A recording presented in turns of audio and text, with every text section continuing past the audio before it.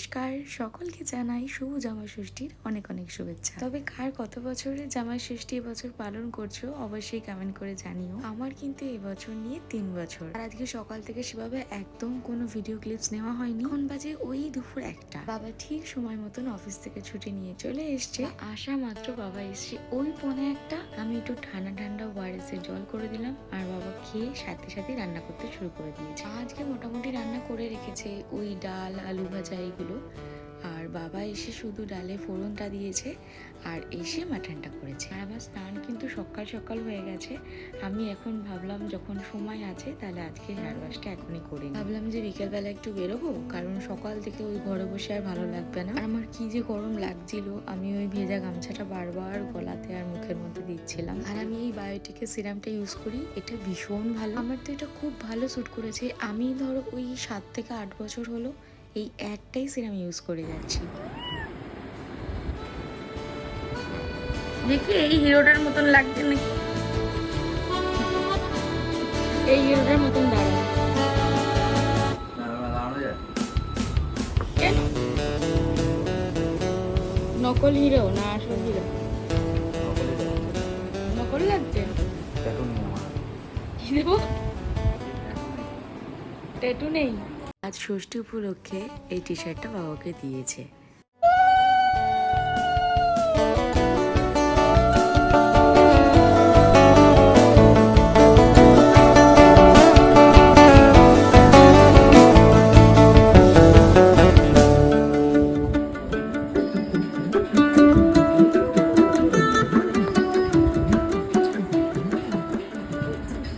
বারবারই বলছিল যে ওর পাশে বসবার জন্য, এই কারণে কেন ও প্রচণ্ড লজ্জা পায়। প্রায় 3 বছরই হতে চললো, বাট ওর লজ্জাটা এখনো কাটিয়ে উঠতে পারেনি। ওটা ঠিক আস্তে আস্তে হয়ে যাবে, ওই জন্য আমি ওটা নিয়ে আর কোনো কিছু জোর করি না। আর আজ যেহেতু ওর দিন, সেই জন্যই বললাম যে তুমি বসো। আর ও খাওয়ার দিক থেকে প্রচণ্ড মুডি, বাট ও যখন মনে হবে খাবে তো তখন খায়।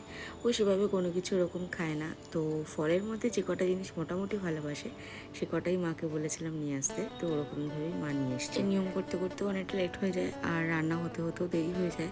আর আমার তো পেয়েছে প্রচণ্ড খিদে, কারণ ব্রেকফাস্টে সেভাবে কিছুই খাওয়া হয়নি, শুধু ছাতুর শরবত খেয়েছিলাম আমি। আর ও ভাত খেয়ে বেরিয়েছিল কাজে। জামাই ষষ্ঠী কেমন গেল? খুব ভালো।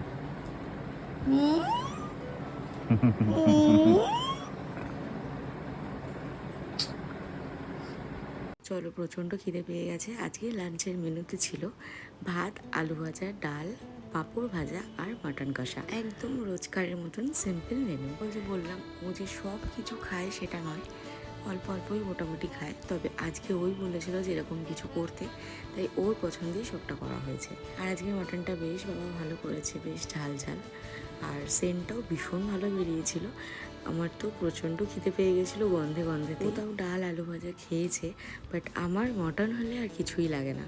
আমি শুধু অপেক্ষা করি যে কখন আমি মাটনটা দিয়েই খাবো। তো গোপাল ভাট দেখতে দেখতে দুজনে মিলে লাঞ্চটা কমপ্লিট করে ফেললাম। তারপরে বিকেলবেলা ভাবছিলাম একটু বেরোবো, তো সেই অনুযায়ী ওই 5:30 নাগাদ রেডি হই। ভেবেছিলাম একটু আলো থাকতে থাকতেই বেরোবো, বাট সেটা তো আর হয়নি। আর আজকের এই কুর্তিটা তো তোমাদের দেখিয়েছিলাম, এটা বাবা আমাকে দিয়েছে। এটা কিন্তু পিস কিনে বানানো, আমি ছোট থেকেই বরাবর পিস কিনে বানিয়ে পরে এসছি, বাট তারপরে আর ওভাবে পড়া হতো না। আজকে অনেকদিন পর তাও একটু সেরেছে মনে হচ্ছে। আর এই কনসিলারটা হচ্ছে ফরএভার 52, এটা আমাকে দিদি দিয়েছে। এটা ফার্স্ট টাইম আমি আজকে ইউজ করছি। আমি তো ভাবছি শেডটা আমার কীরকম লাগবে, এরকম শেড ম্যাচ করে নেওয়া হয়নি। আর আমি সেই জন্যই ডট ডট দিয়ে জাস্ট করছিলাম। আর আমি আজকে শুধু বেসে কিচ্ছু করিনি, শুধু এই কনসিলার দিয়েই সবটা কমপ্লিট করেছি। কারণ এই গরমের মধ্যে যদি যখন সাজতে যাই, মানে মেকআপ করে, তারা তো পুরো গলে গলে পড়বে। আর আমার এটা পুরো জুয়েলারির খাজানা রয়েছে, অনেক জুয়েলারি, কিন্তু কি আমরা শেষে একটা যেটা পছন্দ হয় সেটাই মানে শুধু বারবার ইউজ করি। আমার ক্ষেত্রেও তাই। আমি আজকে প্রচণ্ড কনফিউজ ছিলাম যে রেড ব্যাগটা নেবো না ব্ল্যাকটা, বাট আমি আজকে ব্ল্যাকটা ইউজ করেছিলাম। পরে গিয়ে আমি প্রচণ্ড আফসোস করছিলাম যে রেডটা নিলেই মনে হয় বেটার হতো।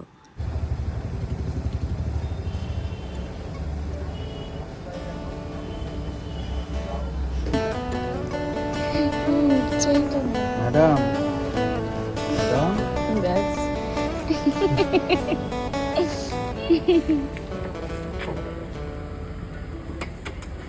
এখন 6টা মতন বাজে আমরা বেরোলাম, যাচ্ছি একটু দক্ষিণেশ্বরের দিকে। সেই 1 জানুয়ারি গিয়েছিলাম আর আজকে আবার যাচ্ছি। তবে আজকে আমরা পুজো দেবো না, জাস্ট একটু ঘুরে আসবো।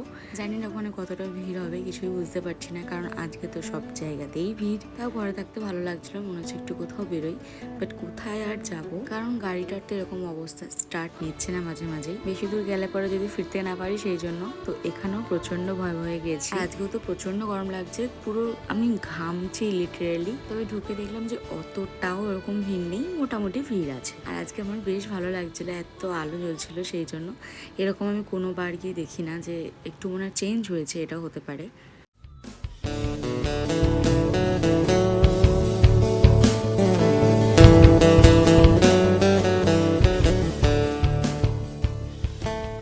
আমরা একটু গঙ্গার পাড়ের দিকে যাচ্ছি, দেখি যদি একটু হাওয়া দেয় তাহলে গঙ্গার পাড়টা একটু বসবো, তাহলে বেশ ভালো হবে। কিছুক্ষণ সময়টাও কেটে যাবে, তারপর বাড়ি চলে আসবো। বাট গাছের পাতা একটাও নড়ছে না, পুরো একটা গুমোট হয়ে আছে। তবে পরিবেশটা বেশ ভালো লাগছিল, সন্ধ্যেটা বেশ ভালোই লাগছিল ওখানে। কারণ প্রচন্ড যে ভিড়, সেই ভিড়টা ছিল না। আজকে অনেকদিন পর গঙ্গার দিকে যাচ্ছি, কারণ আসা হতো ঠিকই, পুজো দেওয়া হতো, বাট পুজো দিতে দিতে এতটাই লেট হয়ে যেত, তারপর আর চারপাশটা ঘুরে দেখা হতো না।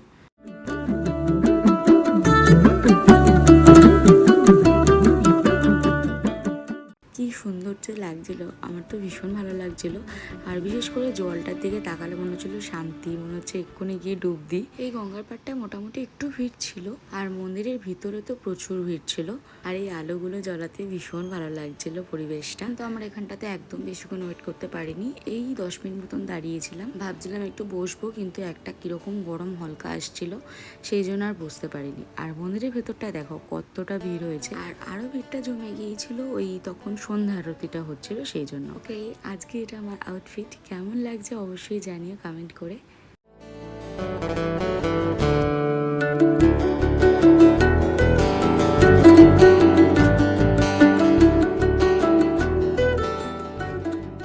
কতটা ঘেমে গিয়েছি, আর তার সাথে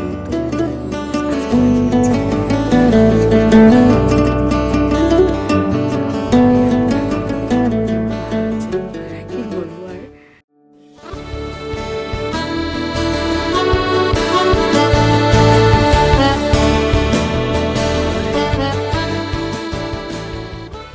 আজকে আমি প্রথম মন্দিরের সামনে যে ফুড প্লাজাটা খুলেছে এইখানটাতে এলাম। ও বলছিল ওই বাইরেটাতে একটু বসবে, বললাম বাইরেটায় বসবো কেন, যখন কিছু একটু খাবোই তো, তাহলে ভেতরে তো এসিই চলছে, তাহলে চলো আমরা এসিতে বসে একটু কিছু খেয়ে নিই, তারপর আমরা দেন বাড়ি যাবো। আমরা 1 প্লেটই কচুরি নিয়েছিলাম, কারণ ও তো কচুরি সেভাবে খায় না। বললাম দুটো করে খাবো, আর 2টো রসগোল্লা নিয়েছিলাম, আর একটা লস্যি। বাট লস্যিটা প্রচণ্ড ঠান্ডা, একদম পুরো চিল, বরফ দেওয়া আছে। আমি বললাম যেতে যেতে খাবো, ও তো আমাকে কিছুতেই দেবে না, যেহেতু ঠান্ডা। গরম গরম কচুরিটা খেতে বেশ ভালো লাগছিল, একটু হালকা যা খিদে পেয়েছিল, ওরকম না, কারণ যেহেতু অনেকটা বেলা করে খেয়েছি সেই জন্য। তবে কচুরির সাইজগুলো কিন্তু বেশ ভালো, অতটা ওরম ছোট নয়, ভালোই। আর আমি তো এখানে প্রথম এলাম, তোমাদেরকে বললামই, মানে মন্দিরে ঘুরেছি, সব হয়েছে, বাট কোনোদিন এই ফুড প্লাজার ভেতরে এসে খাওয়া দাওয়া করি। আমাদের খাওয়া দাওয়া কমপ্লিট হয়ে গেছে, দেন বেরোলাম মৌরি মিষ্টি চিবাতে চিবাতে, আর হাতে লস্যি নিয়ে। একটু ঠান্ডাটা কমলে পরে তারপর লস্যিটা খাবো। আর যখন ফুড প্লাজা থেকে বেরোলাম, ওই 4-5টাতে কিন্তু বেশ হাওয়া দিচ্ছিল, আর বসার মোটামুটি ভালোই জায়গা ছিল। অনেকগুলো দোকান বন্ধ হয়ে গেছিল সেই জন্য। চলো তাহলে এবার বাড়ির দিকে যাওয়া যাক। এবার এটা স্কুটার কেন, দাঁড়িয়ে করো বেকার, মাত্র খেয়ে জ্বলেছিল আলোটা, পারবে না বেকার খেয়ে দিয়ে সেরকম হয় নাকি।